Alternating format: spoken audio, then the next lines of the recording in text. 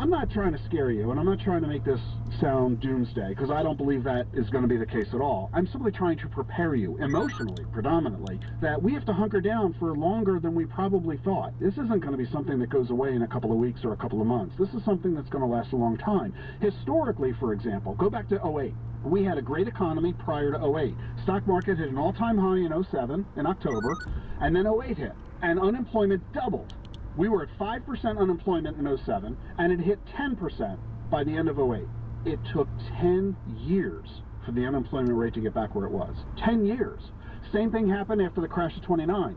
Same thing happened in the oil crisis of 1979. The unemployment rate skyrocketed and then took 10 years in all of those cases to get back where it was.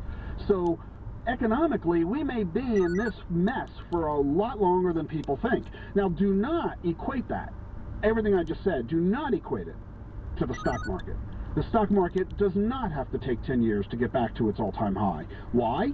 Because investors can price stocks to where they think the market's going much faster. This is why we saw the stock market fall far sooner than we saw sheltering in place.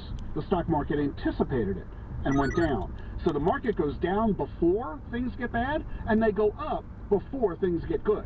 So don't assume that the market's malaise will last as long as the economy's malaise. But for you and me and our jobs and our communities, yeah, things are going to take a while to get fixed. I'm going to give you an analogy. It's a horrific one, and I'm just going to say in advance, I hope nobody gets offended and understands the tone and the intent of what I'm trying to say here to get the point across. When we have a natural disaster, this past week we had horrific tornadoes in Texas and Oklahoma, and people died. Many were injured. Untold numbers lost their homes as a result of these horrible tornadoes. And we get tornadoes every year, and we have hurricanes, we have wildfires, natural disasters every year in this country, all around the world. They're devastating for those who go through them. And our hearts and prayers go to the victims.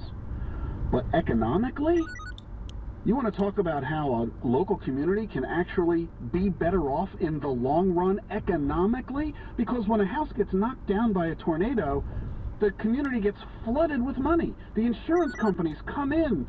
The new builders come in to build new homes. Everybody has no choice but to buy new washing machines and refrigerators. Cars that were destroyed get replaced. The economic results. And at the end, everybody gets a new house.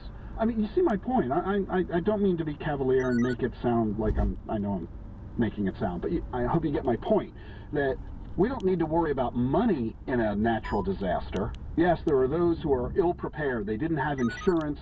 Their job was wiped out, never to recover. There are